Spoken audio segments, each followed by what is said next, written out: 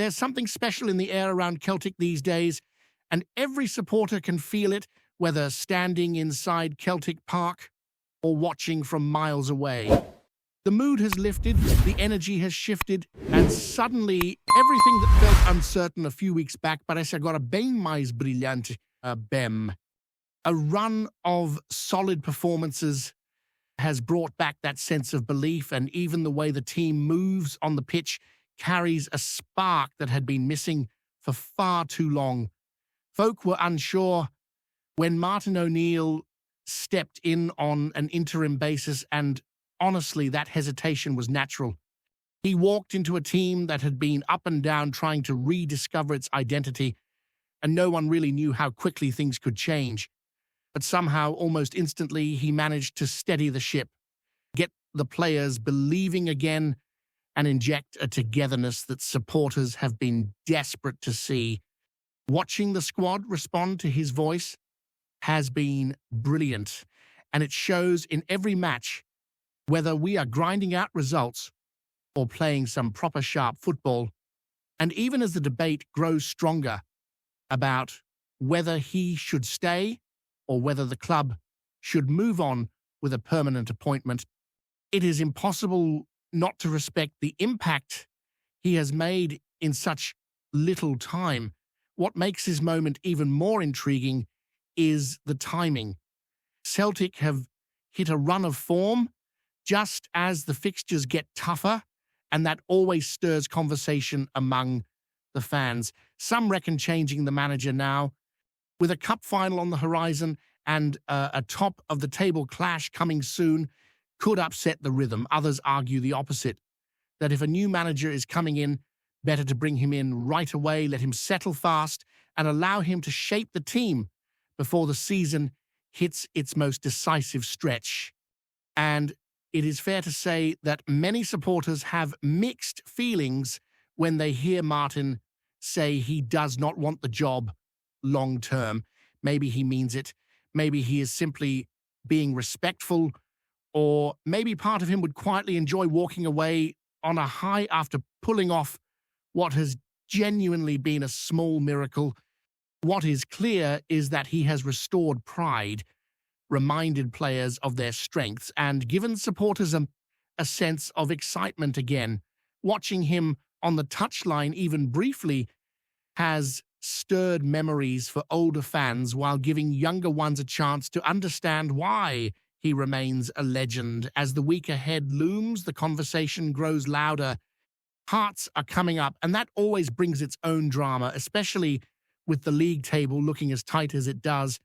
Celtic have closed the gap significantly after being miles off the pace not that long ago. Now, with one strong push, the team could put real pressure on the clubs above and even reclaim top spot with the right results. It is a remarkable turnaround considering the injuries, the uncertain form earlier in the campaign, and the fact that every away game recently has felt like a battle waiting to happen. But momentum is powerful in football, and Celtic seem to be walking into each match with a bit more confidence, a bit more sharpness, and a belief that they can grind out results even when the performance is not perfect. That ability to suffer, to fight, to hold on when needed is something every championship-winning team must have, and Celtic are starting to show signs of that grit again. The match at Easter Road was the perfect example. The team did not start well, and anyone watching would admit it. Hibs came flying out the blocks, as they always do on that pitch, and Celtic looked a shade off the pace in the opening minutes. But football can flip in an instant, and within less than 3 minutes, Celtic went from nervy and unsure to 2 goals ahead. It was a proper shock to the system, the sort of turnaround that leaves supporters laughing in disbelief. The first goal was a gift. No other way to describe it. But Celtic still had to take advantage, and they did exactly that.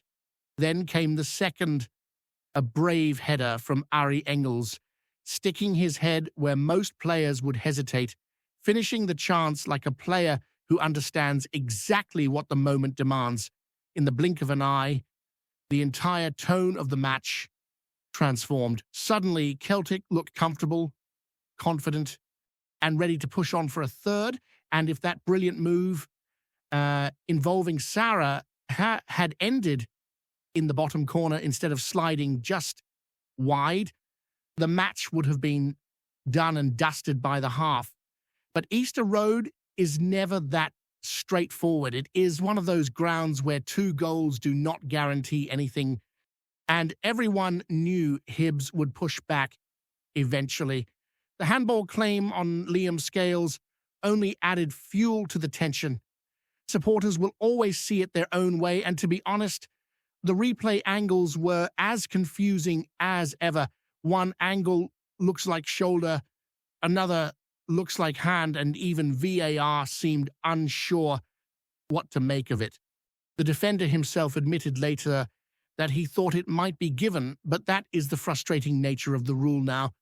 Nobody really knows what the standard is. Still, the second half became a test of resilience. Celtic did not control the game the way they wanted, and the flow was scrappy at times, but they held firm. Kasper Schmeichel stepped up with 2 massive saves, the kind of moments that can define a goalkeeper's season, especially when folk had doubts about him earlier on. And there was something beautiful about the celebrations at full time, the way the players embraced, the way supporters lifted their arms in relief and pride. That type of victory means far more than the scoreline shows. It was about fight, desire, and refusing to crumble even when the pressure mounted. It reminded a lot of fans of the match at Tynecastle years ago when Celtic dug deep to secure a 2-1 away win under Ange Postecoglou. Those are the matches that build belief inside a squad. Those are the results that push a team forward. And right now, with players missing, others stepping up, and the entire group battling together, Celtic look like a team rediscovering their identity just when the league is tightening up.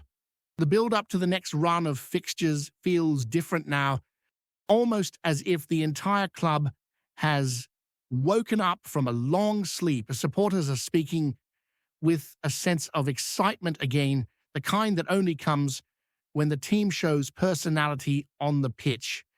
You can sense it in the way folk talk on the streets, in the pubs, and outside the stadium before matches. There is a recognition that Celtic have not been perfect, far from it, but the spirit they are showing is exactly what everyone has been begging for.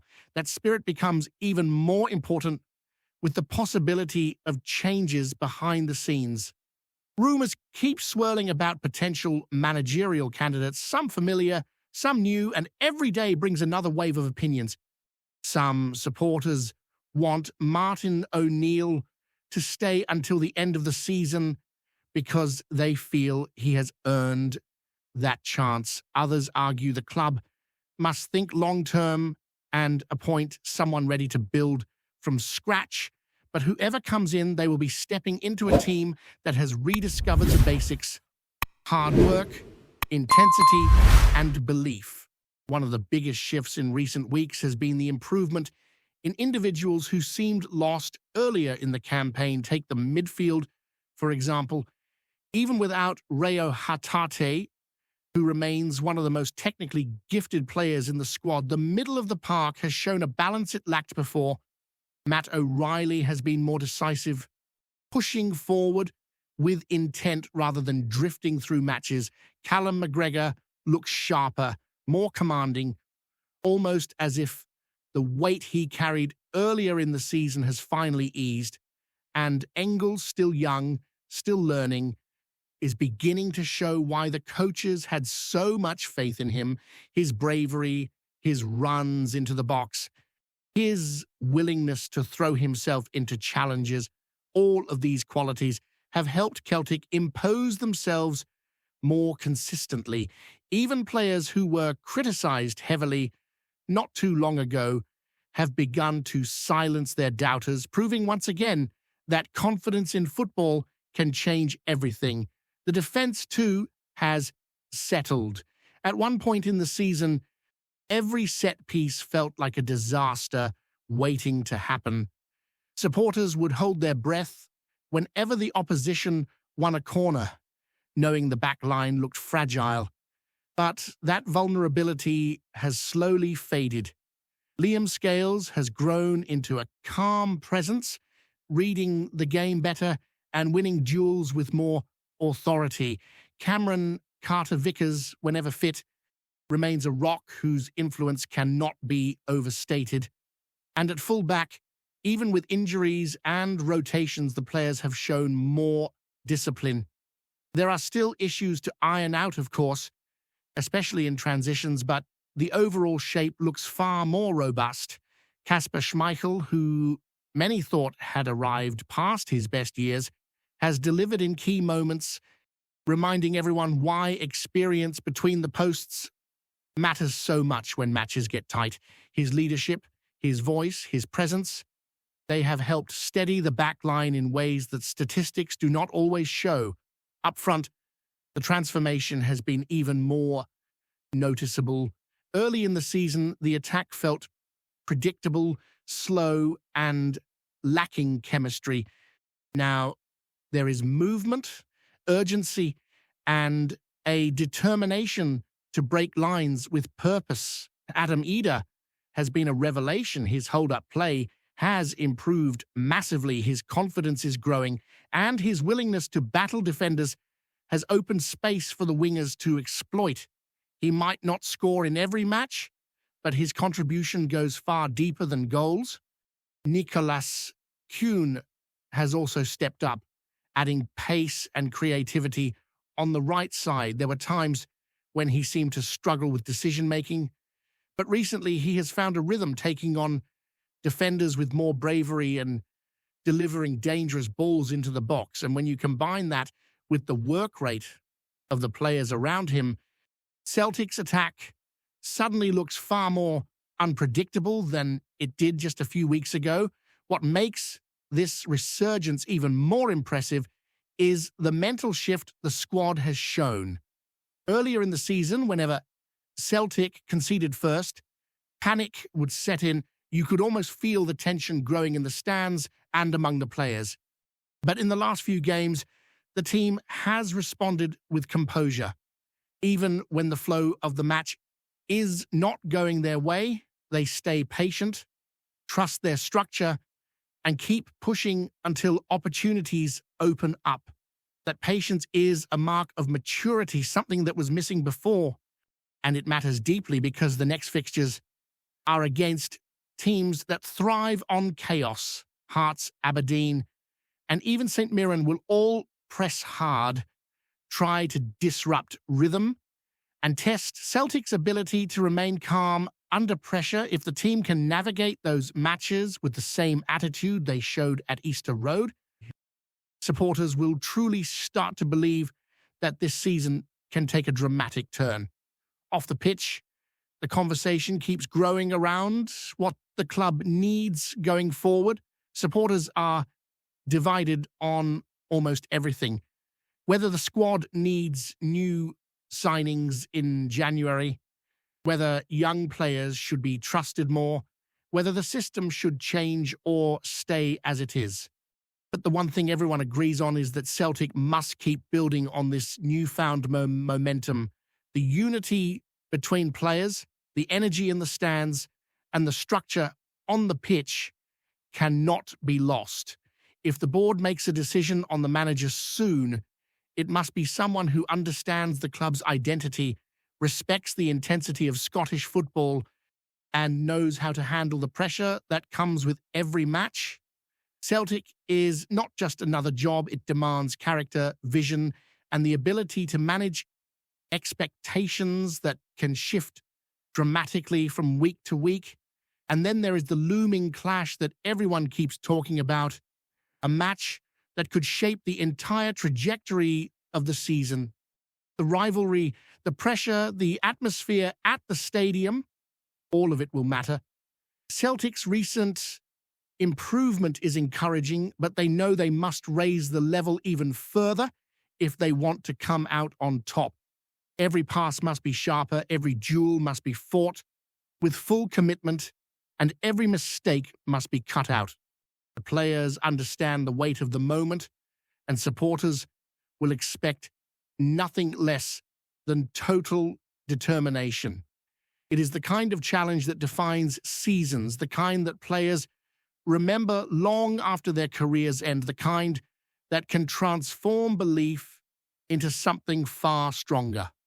As training resumes, Martin O'Neill continues to work quietly, refusing to make the story about himself. He focuses on the small details, the pressing triggers, the positioning, the timing of runs, and the mentality required to push through fatigue when matches get tight. You can see the respect the players have for him, not because of his past, but because of the clarity he brings. His message has been consistent. Keep fighting, keep improving, and do not let complacency creep in. And as long as he is in charge, even temporarily, the team looks determined to give everything. Whether he stays until May or hands the reins to someone new next week, his influence on this turnaround cannot be ignored.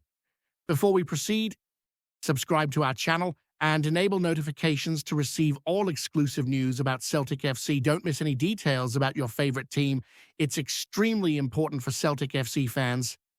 Whispers have been swirling round the East End of Glasgow these past few days, the kind that make even the most skeptical supporters lift an eyebrow. Word on the street, and in more than a few pubs up and down London Road, is that Luka Modric has put pen to paper with Celtic.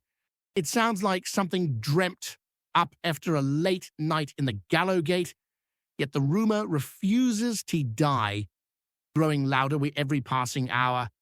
Folk close to the club are keeping their lips sealed, which in itself has only stoked the fire.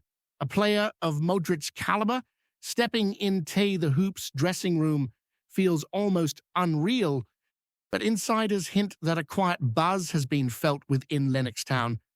There's talk of staff acting just a wee bit more alert, players whispering as if they've seen a ghost, or rather a Ballon d'Or winner wandering about the corridors.